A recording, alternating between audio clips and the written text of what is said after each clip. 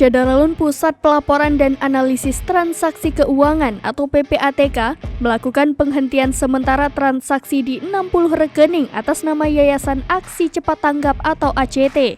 Penghentian ini dilakukan atas analisis temuan PPATK terkait dana masuk dan dana keluar dari ACT yang jumlahnya cukup besar.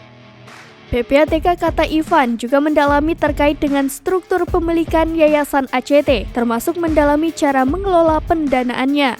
Sebagaimana diketahui, perputaran dana masuk dan keluar Yayasan ACT mencapai 1 triliun rupiah dalam setahun.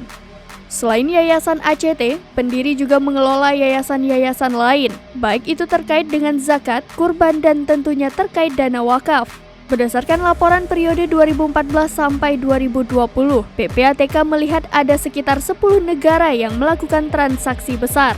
Data mencatatkan ada lebih dari 2.000 kali pemasukan dari entitas asing kepada Yayasan ACT ini, dengan angkanya di atas 60 miliar rupiah.